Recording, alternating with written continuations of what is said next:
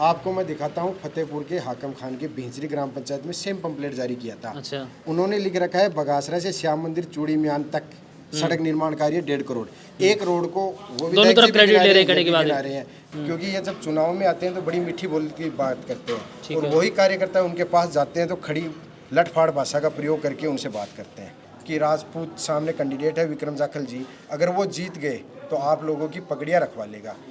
पिछले 15 साल जैसे तो मैं सक्रिय हूँ, ऐसा कोई भी हमने तो एमएलए एमपी नहीं देखा कि जो राजपूत समाज से आता हो और उन्होंने जाटों को पगड़ी रखाई हो। एकमात्र मुस्लिम कैंडिडेट था पंचायत समिति में ताहिर हुसैन, ठीक है, और वो 550 की लीड से पंचायत समिति भाजपा की टिकट पे चुनाव जीता है। माइनॉरिटी का बंदा बीजेपी से था, बीजेपी की टिकट से 550 की लीड से जीता है। शुरुआत में जब गोविंद जी आए थे वो 36 कौमों की बात करते थे, लेकिन आज वो मौके पे देख के चौका मारते हैं। फिर कांग्रेस छोड़वा के बाद रीजन ये केवल थोती घोषणा करके धरातल पे काम नहीं करना, गांव के अंदर ठेकेदार प्रथा शुरू करना कि एक दो जो भी हैं उनसे बात करना, वो जो काम बताएं वही काम करना, जो गाँव की वास्तविक आवश्यकता है उसके अकॉर्डिंग उन्होंने काम नहीं किया। उस वजह से ये मैंने कांग्रेस छोड़ के, और जो केवल गोविंद जी को हरा रहा है उनके साथ हम खड़े हैं। केवल वो बात हो गई ऊंची दुकान फीके पकवान, अच्छा, केवल थोती घोषणाएं की। महात्मा गांधी राजकीय जो माध्यमिक स्कूल है हरिजन बस्ती, उसमें चेंज किया है। क्या क्या कारण लगता है इस उसका रीजन उन्होंने बताया है, प्रशासन ने। पैसे हैं 1.5 करोड़, और मजे की चीज़ ये है कि हमारे गांव में वो लगभग 1.5 किलोमीटर लगती है, तो हमारे तो उस 1.5 करोड़ में 50 लाख ही नहीं आए, और गिना रहे हैं वो 1.5 करोड़ कि उस स्कूल के 4 दीवारी नहीं है, अच्छा, उस स्कूल के गेट नहीं है, उस स्कूल में बाथरूम की सुविधा नहीं है, और इस स्कूल में लाइट की व्यवस्था नहीं है। केवल बातों में है, और वो जो घोषणाएं होके धरातल पे नहीं उतरा, उसी को जनता मुद्दा बनाएगी, और उसी मुद्दे के आधार पे जनता हराएगी। कांग्रेस में जितने आने के लिए वो उत्साहित नहीं थे ना, उससे ज़्यादा कांग्रेस वाले उत्साहित थे। 4 महीने बाद एमपी के कैंडिडेट हैं ये। आज एक इनके 8 विधायक जो जीते हुए थे उनमें से एक घोषणा कर दिया कि कौन एमपी का चुनाव लड़ेगा, क्योंकि अभी भी इनके पास कैंडिडेट नहीं है। इस चीज़ के लिए शोर हूँ कि मेरा बूथ सबसे मजबूत है, अच्छा, और उसमें हम कांग्रेस का भूत उतार देंगे। मेरा बूथ में हम गांव में कुछ लोग यहाँ पर, कुछ युवा साथी यहाँ पर और मौजूद हैं, इनसे भी हम बातचीत करते हैं, जानते हैं कि चुनाव को लेकर किस तरह का माहौल है, क्या रुझान यहाँ पर बना हुआ है। नमस्कार साहब। नमस्कार। क्या नाम है थारो? राजेंद्र सिंह, पूर्व ब्लॉक कांग्रेस सचिव लक्ष्मणगढ़। अच्छा, क्या काम करो यहाँ थे? ट्रैक्टर चलाता हूँ, किसान हूँ। किसान होते तो के लाग रहे 2-4 दिन में वोट पड़ पड़ा के माहौल लाग रहे था रेटा गाँव पंचायत में? सर वोट तो जनता देगी, देखो, और भाजपा के पक्ष में देगी, परिवर्तन चाहती है। परिवर्तन चाहती है तो के कारण है, मतलब डोटासरा जी रहे 3 बार मांगो कार्यकाल है जो रह गोठे, और ई कार्यकाल के माँ ने खूब ऊंचे पत्तनी वे गयार में करें कि 1800 करोड़ को विकास कार्य करवाएंगे अटे। केवल वो बात हो गई ऊंची दुकान फीके पकवान, अच्छा, केवल थोती घोषणाएं की।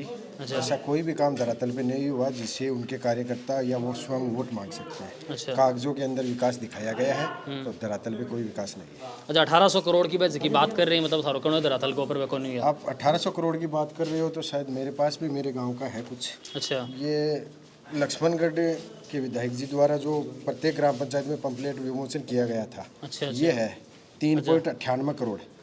वो थारी ग्राम पंचायत 3.98 करोड़, ठीक है, लगभग 4 करोड़ का विकास कार्य इन्होंने गिना रखा है। ठीक है, 1800 करोड़ का तो मैं नहीं जानता, मेरे गांव के 4 करोड़ का क्या विकास हुआ है वो धरातल पे, वो मैं आपको बता देता हूँ। ठीक है, इसमें 2 नंबर पे लिखा हुआ है राजकीय उच्च माध्यमिक विद्यालय चूड़ी म्यान में अतिरिक्त कृषि संकाय स्वीकृत। ठीक है, अभी तक मेरे गांव के अंदर कोई भी कृषि सब्जेक्ट नहीं खुला हुआ है। ठीक है, मजे की चीज़ आपको एक और बताऊं, आज तक शायद इतिहास में नहीं हुआ होगा कहीं, एक सीनियर स्कूल के अंदर 2 सब्जेक्ट से ज़्यादा शायद नहीं खोलते।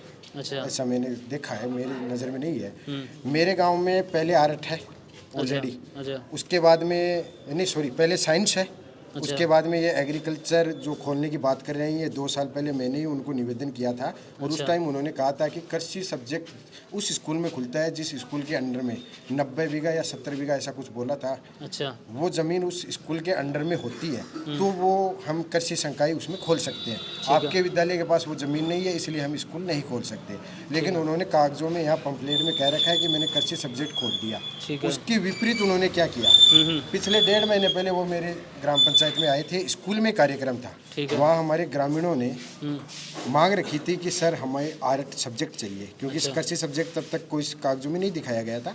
तो उन्होंने आर्ट की भी हाँ कर दी कि 2 दिन में मैं आर्ट सब्जेक्ट खुलवा दूंगा, केवल घोषणा कर दी। वो तो पन्नों में भी नहीं आया। तो इसका मतलब एक स्कूल के अंदर वो 3-3 सब्जेक्ट चलाएंगे।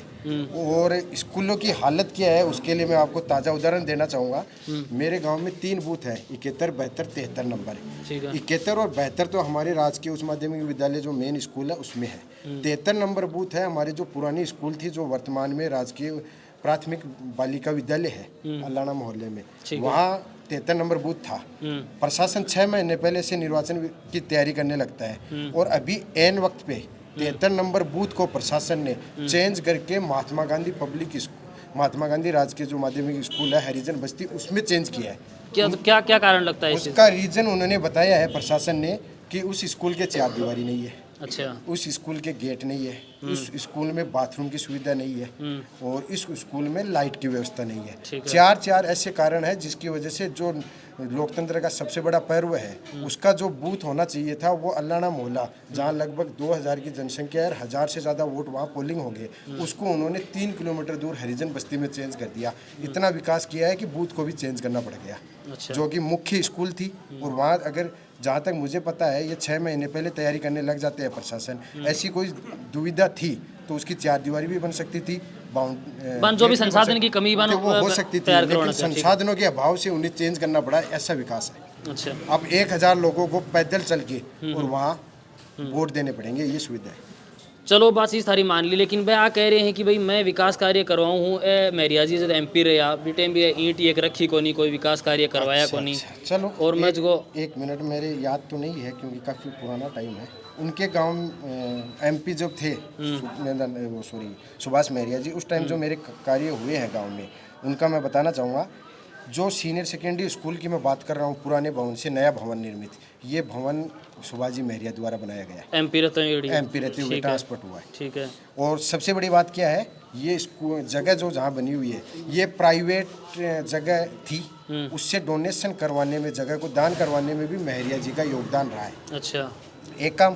दूसरा काम था प्राथमिक स्कूल भवन निर्माण नई बस्ती, जिसमें हरिजन बस्ती की बात कर रहा हूँ, जहाँ ये बूथ का आज निर्माण कर रहे हैं, वो नई हरिजन बस्ती में प्राथमिक विद्यालय की स्वीकृति और शुरुआत के भवन निर्माण वो मेहरिया जी के कार्यकाल में हुए। अच्छा, तो मतलब वहाँ का भी कामकाज इसका करवाया है। आपको और बता देता हूँ, आंगनबाड़ी केंद्र का निर्माण हुआ था, उप स्वास्थ्य केंद्र भवन का निर्माण और स्वीकृति हुई थी, पेयजल टंकी बनी थी जिसमें टंकी बोरवेल निर्माण हरिजन बस्ती थी, टंकी निर्माण पूर्वी मोहल्ला जो अल्लाना मोहल्ले में ऊपर थी वो थी, टंकी बोरवेल 1.5 लाख रुपए से पुराना अल्लाना मोहल्ले में एक कुआं था जिसका 1.5 लाख रुपए बिल बकाया था। अच्छा। MP साहब ने अपने कोटे से वो बिल जमा करवाया था। अच्छा। उसके अलावा श्याम मंदिर सड़क निर्माण, हमारे गांव के अंदर मुख्य एक ही रोड थी और एक बहुत बड़ा काम हुआ था श्याम मंदिर के लिए, बाहर से सड़क बनी थी जो सहभागिता योजना में बनी थी। अच्छा। उस सहभागिता योजना को भी पूरा सुभाष मेहरिया जी ने करवाया था, 2000 से 2005 के कार्यकाल में करवाया था।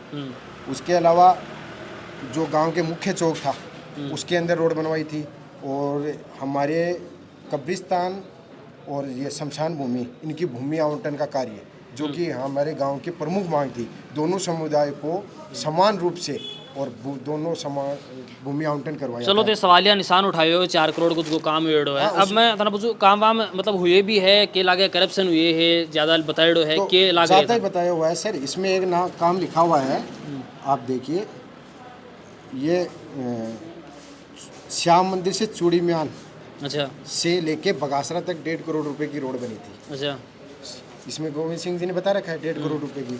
आपको मैं दिखाता हूँ, फतेहपुर के हाकम खान के भिंचरी ग्राम पंचायत में सेम पंपलेट जारी किया था। अच्छा। उन्होंने लिख रखा है बगासरा से श्याम मंदिर चूड़ी म्यान तक सड़क निर्माण कार्य 1.5 करोड़। एक रोड को वो दोनों तरफ क्रेडिट ले रहे हैं, पैसे हैं 1.5 करोड़। और मजे की चीज़ ये है कि हमारे गांव में वो लगभग 1.5 किलोमीटर लगती है, तो हमारे तो उस 1.5 करोड़ में 50 लाख ही नहीं आए और गिना रहे हैं वो 1.5 करोड़। अच्छा। और इसके अलावा जो घोषणाएं थी जो पूरी भी नहीं हुई, जैसे मेरे गांव की सबसे बड़ी हमारी घोषणा थी, हमने खुद ने निवेदन किया था, गांव में आए थे सरपंच प्रतिनिधि के किसी प्रतिष्ठान का उद्घाटन करने। श्याम मंदिर से लेकर गोगा मेड़ी तक हिंदुओं की आस्था का धार्मिक स्थल है, वहाँ तक डामरीकरण सड़क चाहिए थी और उन्होंने नवंबर अक्टूबर में हमने मांग रखी, फरवरी तक नए बजट में आपकी रोड स्वीकृत हो जाएगी। आज तक वो रोड स्वीकृत नहीं हुई। चलो थे थारी जो डेजिग्नेशन में बतायो कि थे पहली के ब्लॉक अध्यक्ष है कि ब्लॉक सचिव आते, फिर कांग्रेस छोड़वा के बाद रीजन ये केवल थोती घोषणा करके धरातल पे काम नहीं करना, गांव के अंदर ठेकेदार प्रथा शुरू करना कि एक दो जो भी हैं उनसे बात करना, वो जो काम बताएं वही काम करना, जो गांव की वास्तविक आवश्यकता है उसके अकॉर्डिंग उन्होंने काम नहीं किया। उस वजह से ये मैंने कांग्रेस छोड़ के, और जो केवल गोविंद जी को हरा रहा है उनके साथ हम खड़े हैं। तो मतलब ई बार को इलेक्शन के लागे था मुख्य मुद्दों के रही है गोविंद जी मुख्य का मुद्दा विकास कार्य रही, पार्टी विकास सिंबल कार्य केवल बातों में है, और वो जो घोषणाएं होके धरातल पे नहीं उतरा उसी को जनता मुद्दा बनाएगी, और उसी मुद्दे के आधार पे जनता हराएगी।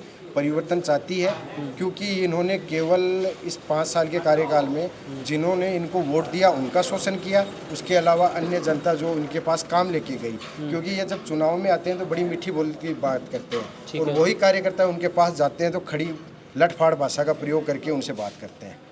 तो के लागे थारी पंचायत से कथा की के लीड मिल जैसी? देखो सर, इसके अंदर मैं कुछ नहीं कह सकता। भाजपा के कार्यकर्ता मजबूत है, घर घर जाके अपनी जो मोदी जी की योजना है, महरिया जी के द्वारा जो कार्य किया हुआ है उन कार्यों को जनता के बीच लेके जा रहे हैं, निवेदन कर रहे हैं। वो जनता जनार्दन का फैसला है।